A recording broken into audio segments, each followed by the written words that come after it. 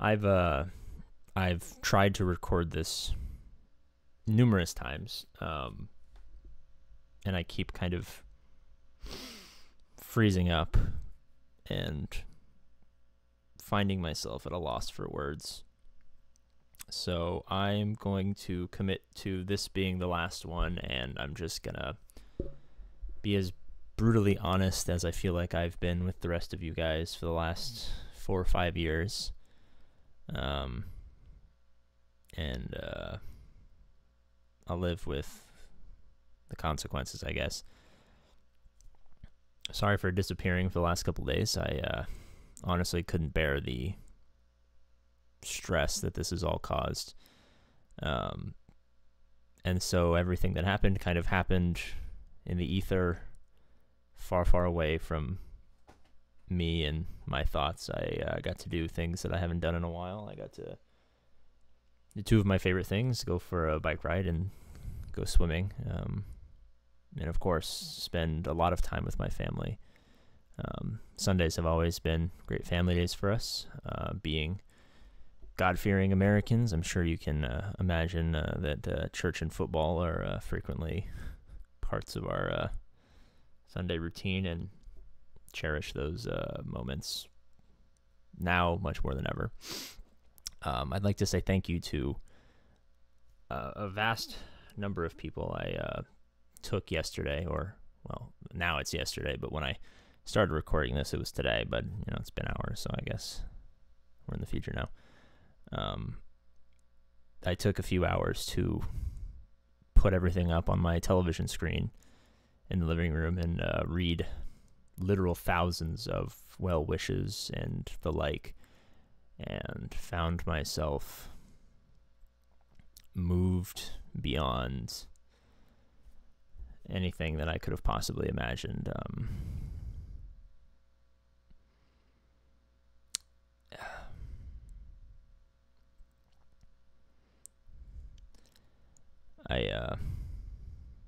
I'm going to thank everyone in a few minutes, but for those of you guys who, well, most of you guys will know, I guess, if you've been viewers for a number of years, but every year we do a big charity stream for a veterans group that I like to support. They supply video games for veterans and some active duty people. The way it's been explained to me is it's a calming and therapeutic activity. Gaming has been that for all of us, I'm sure. But I've gotten to speak with a number of recipients and a number of people who work for the charity itself, and heard some amazing and some brutal stories about life and conflict and what it's like to be a man. And one of the people that I had grown close to reached out to me. He's a Gulf War veteran, disabled, and doing the most with what he can at this point, and like to consider him a mentor and a friend. And he heard what I had to say, and he told me a story about his days long past. And well, I don't want to get too much into it because that's his stuff, but he found himself lying essentially in a field, wondering why he couldn't get up and walk, and looking down, realizing that one of his legs was gone, and he told me that he felt alone and powerless for the first time in his life. Sentiments that I expressed when I spoke to all of you, and now I realize that I'm being a fucking baby if I still have my legs, and I feel hopeless. What does that say about me as a man? But he told me that there was this guy that he never really liked. He thought I was kind of a jock, asshole, macho, not super social. Instead of spending time with the guys on base, when you have downtime and you're not on patrol or anything like that, or doing, I'm not going to pretend like I know what war is like, but in downtime, he would always just, go work out by himself. And he says he was a pretty big guy and, tall and fit and looked great, right?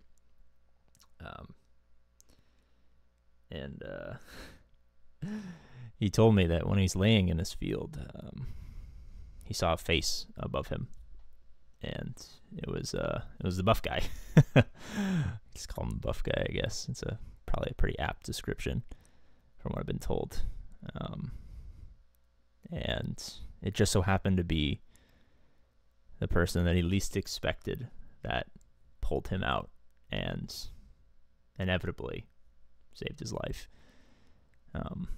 A story that I imagine, if I talk to enough people, is not all that uncommon for anyone anywhere in the world who's served alongside people who shared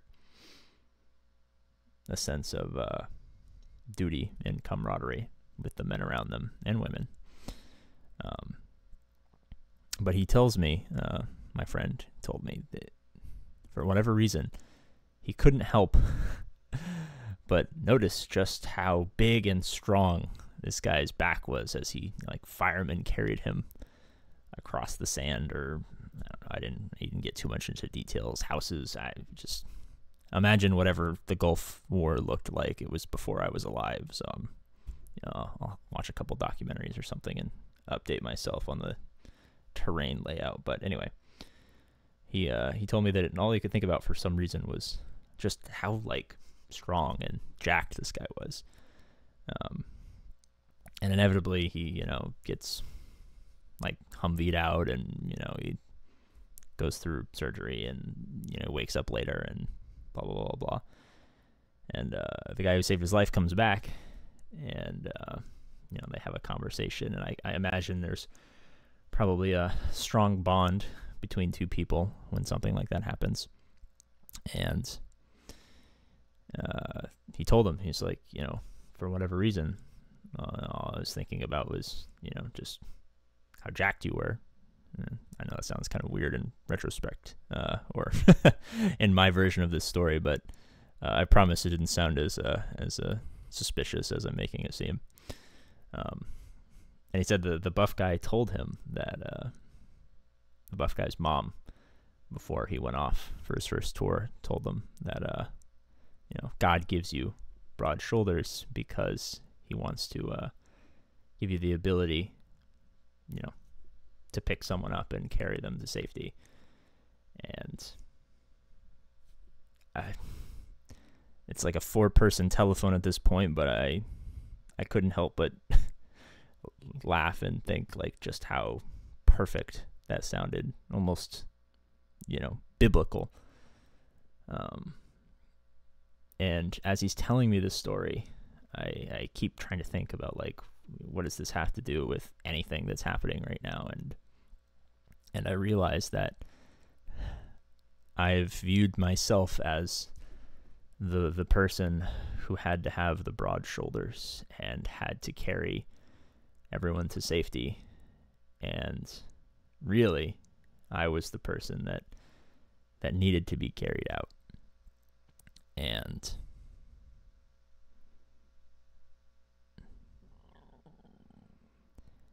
I'm nowhere near safe and sound. I have no delusions about that, but fuck, this is the farthest I've gotten into. This is the farthest I've gotten into this without stopping the recording and starting over, because this is usually where I kind of fumble the bag, but that was you guys, obviously. You guys carried me out, and I still have a fight left to fight, but it's given me and my family a buffer And hopefully I can hit the metaphorical gym and broaden my shoulders to maybe help someone else. I'm going to start with my family, the people who I love most and who need me most, but I want you guys to know that through this whole process, I haven't taken it lying down.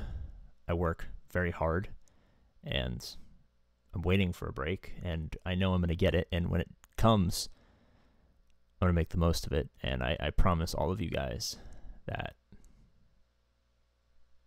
when you feel weak and you are laying in the sand staring up at the sky, that it'll be my face that you see, and I'll be the one to carry you out.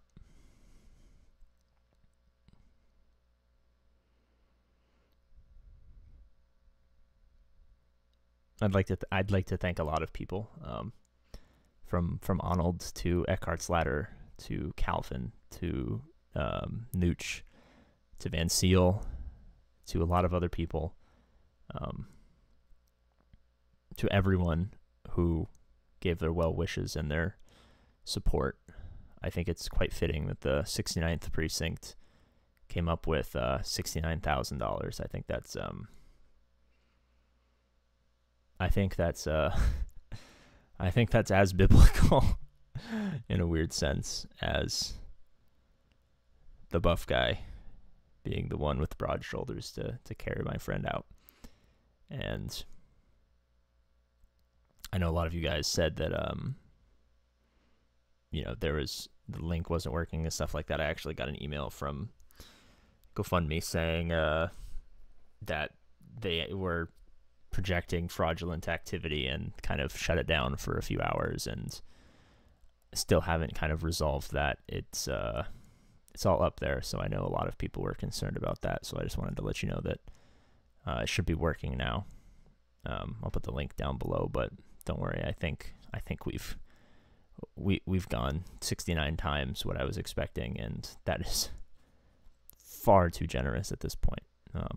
But some people had expressed concern, so I just thought I'd let you know that it's working again. But I think a lot of people, from the scouring of all of the well wishes, are kind of fixated on one person who I won't name here, who chose to be anonymous, but I do actually have access to who they are based on the account that they use to donate. And their unbelievably generous support, and I've reached out and expressed my lack of words for just how touched my family is and how it moved my mother to tears and stuff like that. But I think more than that, I'm thankful for the 2,048 other people who came out, because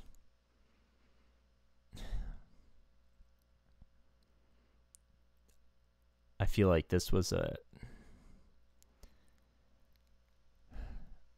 effort from everyone,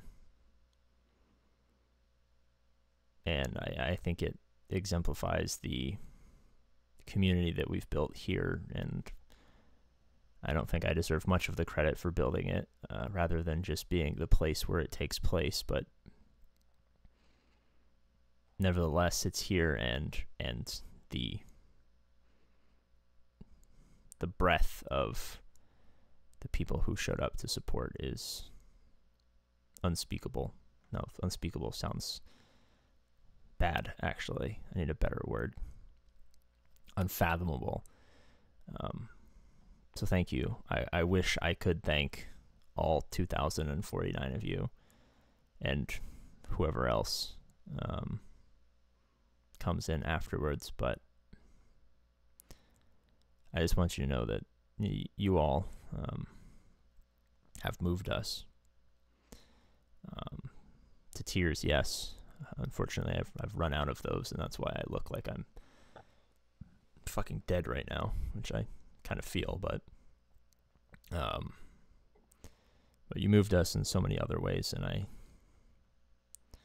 my family doesn't like being on camera, but they assured me that I can deliver a message of love and of prayer and of thankfulness and an unbelievable sense of being humbled by others' generosity.